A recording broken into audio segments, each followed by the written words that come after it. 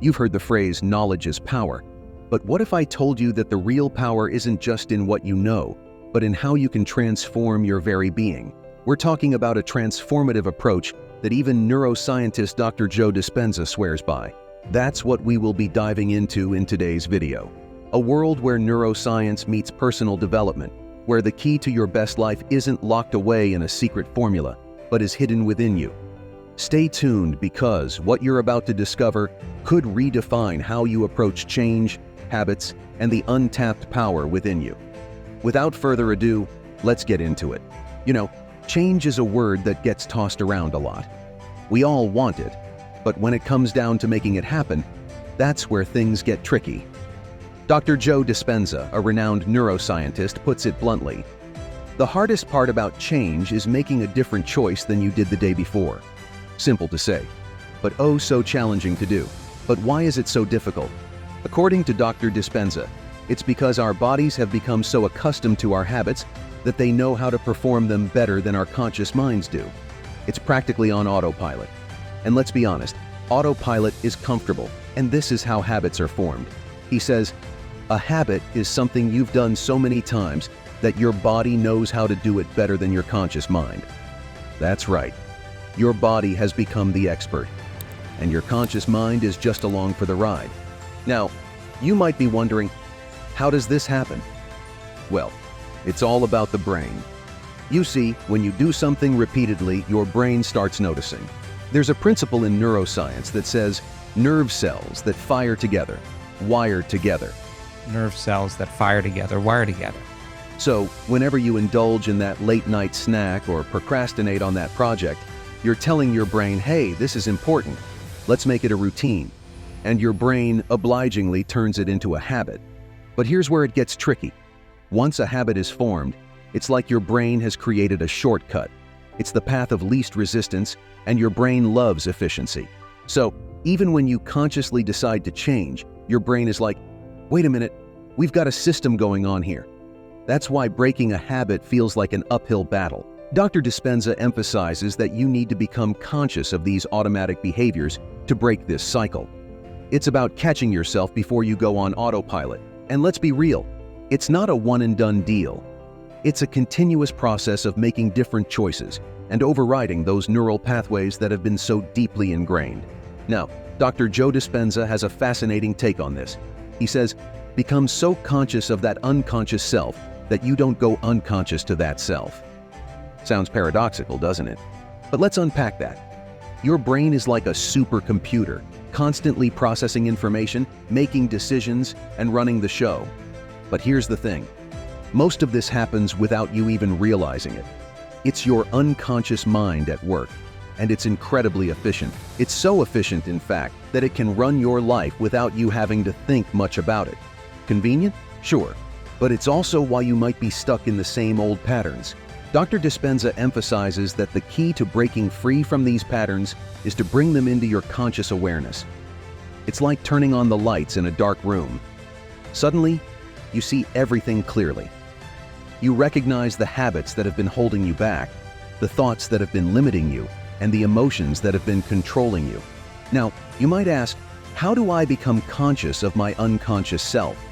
Well, Dr. Dispenza suggests that it's all about mindfulness. It's about being present in the moment and paying attention to what you're thinking, feeling, and doing. It's not just about noticing these things. It's about questioning them. Why did I think that? Why did I feel that way? Why did I do that? These questions help you dig deeper and get to the root of your unconscious patterns. And once you're aware, you have the power to change. You can choose to think differently, to feel differently, and to act differently. And each time you make a conscious choice, you're reprogramming that supercomputer in your head.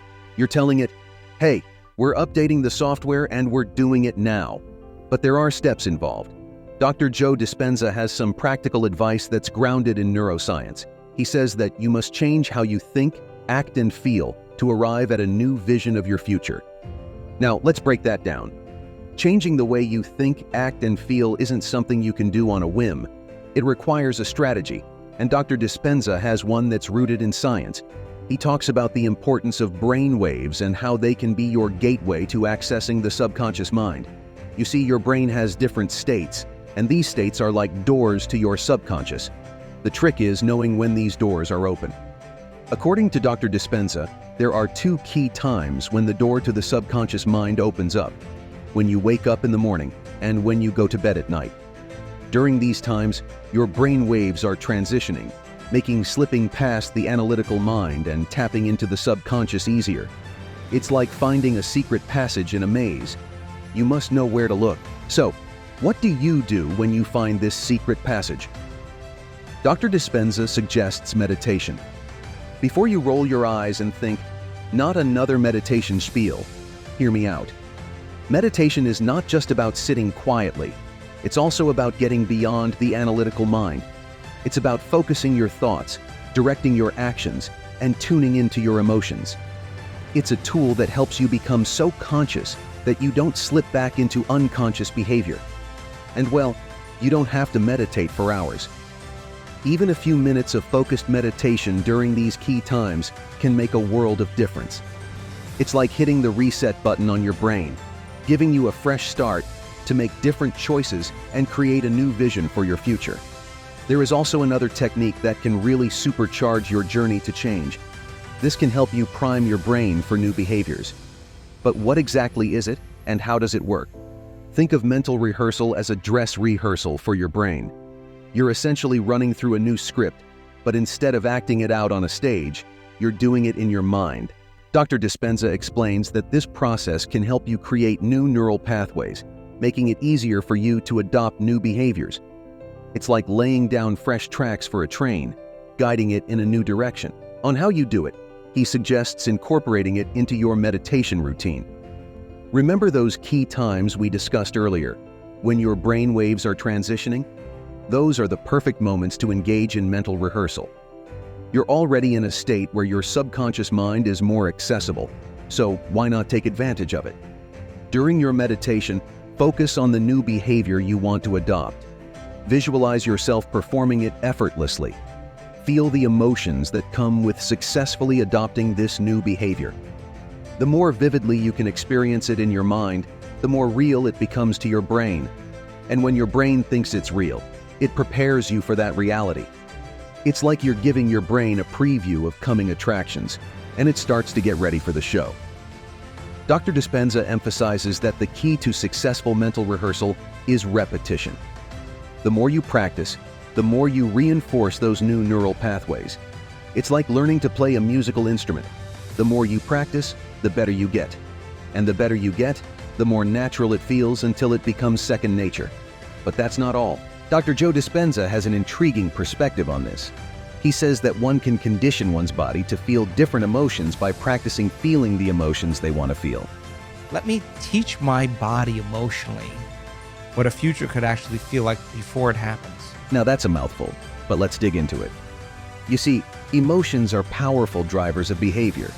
They're like the fuel in your car, propelling you in a certain direction. And just like you can choose the type of fuel you put in your car, you can choose the emotions you want to experience. Dr. Dispenza argues that by consciously practicing feeling certain emotions, you can condition your body to experience them more naturally. Now, how does this work? Well, it's all about repetition and focus. Remember the mental rehearsal we talked about? You can use that same technique to practice feeling the emotions you want to feel. During your meditation sessions, focus on the actions you want to take and the emotions you want to experience. Feel the joy, the excitement, the peace, whatever it is you're aiming for. The more you practice, the more natural it becomes. Dr. Dispenza emphasizes that this is not just wishful thinking, it's neuroscience. When you practice feeling a certain emotion, you train your brain to recognize it as a familiar state. And the more familiar it becomes, the easier it is for your brain to access it. And the benefits of emotional conditioning go beyond just feeling good. When you condition yourself to experience positive emotions, you also set the stage for positive actions. You're more likely to make healthier choices, build better relationships, and even perform better at work. It's a ripple effect that can transform every aspect of your life. So now, are you ready to tap into the untapped power within you? Comment down below. Until next time, stay curious and keep exploring.